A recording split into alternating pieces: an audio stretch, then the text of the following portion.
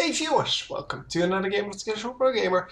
Today we're doing a Liquid HerO, game number 3 of the best of 7, between Liquid HerO as the Protoss in the top right, I guess, and then Revival, or e.g. Revival as the Zerg in the bottom left. So far, two very similar games. Not going to spoil them for you, because, well, I don't think it's necessary. But I will tell you that even though the next game may be the last game, because I'm not spoiling the results, maybe 0-2, 2-0, or 1-1. Yeah, next game may be the last game in the series. Yeah, I'm going to upload anti-spoiler videos for you if you, yeah, if you just happen to want to watch this one by one. And that way there will be 7 games up, no matter how many games they actually played. And that way you will not know the, well, basically what happened in the next games before. Because if it's only 4 games and you saw game number 1, you will already be spoiled for the next 3 games. And that would not be good. If it is, yeah, 7 games, of course, yeah, you don't know. You really don't know until you saw all of them. And yeah, that's exactly the point of anti-spoiler videos.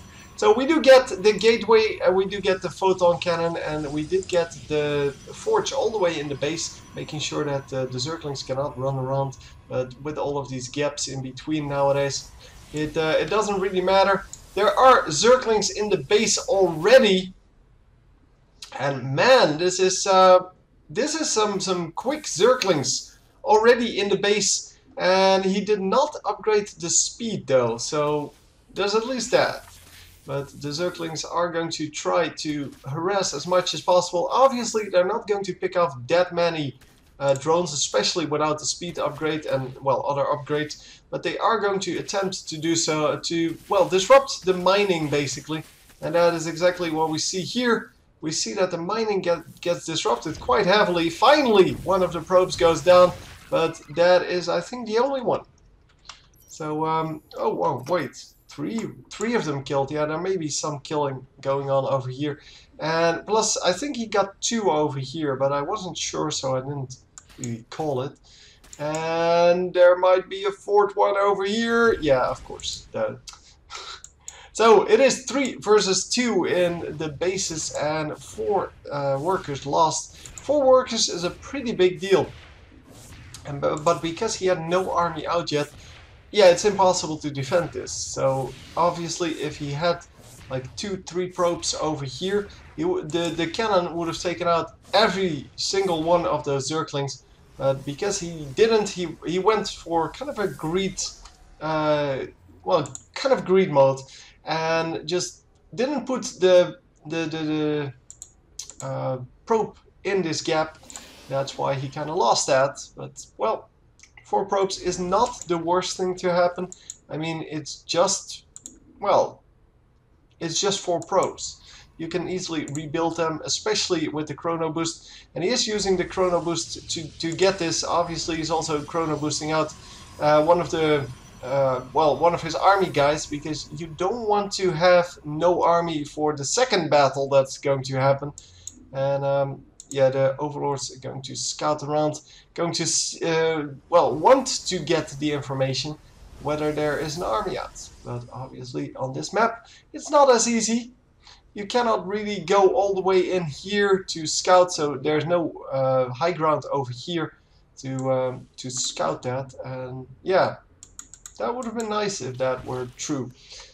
So units lost, as you can see, the Zerg player lost way less, but it is not a big deal. Obviously, we're early in the game, and losing 300 minerals or 300 gas, whatever, is not a big deal if this game goes any longer. And for now, wow, nicely done. Gets the Phoenix out very quickly, and the Phoenix is going to hunt down this Overlord, even though it's all alone. So it's only 1 Phoenix, but it can still take down the Overlord, of course, because the Overlord has nowhere to run. Nexus comes up, Pylon comes up, of course, to build some cannons and some, well, defensive structures normally. Normally this is for the ability to build cannons, as well as maybe something else, but yeah, the cannon indeed goes down. But yeah, the cannons are a really important part of your defense as Protoss. You don't want to overbuild on them, but they are kind of your first line of defense against something like this. So the Nexus cannot get taken out. There is no way by these few Zerglings. So all you need is one cannon to make sure that, well, your probes can kind of safely run through this. And then for the rest, the Zerglings can no longer follow. Of course, the Mothership Core kind of shoots like a cannon, it's just not as strong. It does shoot pretty fast though, so there's that. And while losing a Stalker to, yeah, just a couple of Zerglings, that is no good. So one of the Zerglings almost running in. He does see that, well, there are loads of probes out, but he could already know that. He also sees that this is spinning, so that there's a research going on. It is air weapons level 1, which he obviously knows, because, well, you can only get air upgrades from this one.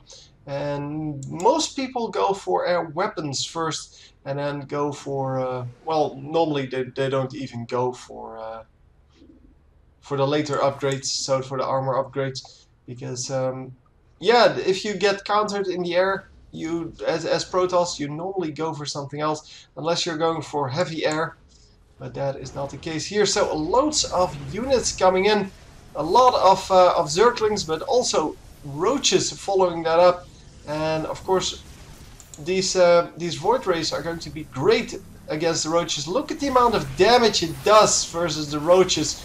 If it can just keep that up, keep that damage going, then he should be able to hold here. The force fields go up, and is he going to be able to let those Void Rays do their job? Because this one has stopped shooting for quite a while, and it is going to, however, do some more damage on the way out. And yes, getting that other kill. 7 kills on this one, 6 on that. And you can see, yeah, well, he lost some buildings there, but the Zerg player lost his entire momentum. He was getting a nice attack off, and now base number 4 comes up, but it's 3 versus 3 bases still up until the moment that base is actually up. So the Protoss player is at an advantage here. He is going to be fine as long as he can keep mining from all 3 bases. He didn't stop the mining on this this second base. All he did was take out a gateway and I believe a cybernetics core. But since he's building air, it doesn't really matter. Are we going to see the... Yeah, we are going to see Mutalisk here as anti-air, but that is not good enough. You need Hydralisk at the very least, and probably Corruptors. But he doesn't know that this is going to be an all-air army, and these Mutalisks are a nice tech switch against, yeah, well, what he expects to see. But yeah, now he sees that this is not going to work, and we are going to try to get a Spore Crawler down, but look at how quickly that melts. The Spire should go down as well. Yeah, there it goes before the upgrade is completed. And we are going to get some of these Phoenixes in there just to deal with these Mutalisks. And the Mutalisks are going to, well, not win this at all. Like, not even close to winning this. The Queen gets lifted. It will go down pretty quickly. Another Queen coming up. And, yeah, one Mutalisk survived, but at very low HP. So, yeah, a very nice composition here. A very nice tech switch by the Protoss player. Yeah, there are the Corruptors. Finally, he needed those immediately, and now he spent too much money, I believe, on too many resources on the Mutalisks. I don't think he can actually get the Corruptor army that he needs to deal with this. But, well, no, it doesn't seem to be the case at all, indeed. So, missile attacks going up, so maybe he is going for those Hydralisks. Wow, 3 Spore Crawlers in this base, and that is huge! Because having so many of those... oh, yeah, he even has some hallucinations in there. But having so many of those air units... Yeah, you need some defense, and those spore crawlers are very good defense. But having 3 spore crawlers on each of those bases makes it so hard to make, well, to use anything efficiently. And yeah, of course we're going to lift those off. But he needs to get out of here because the spore crawler is going to finish. And now he is kind of screwed. Well, he takes some free shots. Not necessary at all. And we can actually pick off some of the roaches, but no, he needs to focus on these corruptors. And in the meantime, these these void rays just making short work of everything else, because well, both of these units are well kind of the strongest that you can possibly get. And look at this, not enough corruptors out, and yeah, well, finally there are some hyperlisks out. The hyperlisks, yeah, they will get lifted if there aren't enough of them. And I don't think they can actually handle that. I don't think there are enough of them to actually make a difference. 1, 2, 3, 4, 5, 6. See, they all get lifted and killed very, very quickly. Not enough, and just too many, too many roaches. And yeah, I couldn't really deal with that air army at all. Another base is going to go down, and this game is going to go in the, well, HerO's favor. I'm not going to tell you what happened the other 2 games, but game number 3, this is 3, right? Yeah, goes to HerO, which means that we are going on to game number 4. And yeah, I hope you enjoyed this one. It was a pretty good strategy.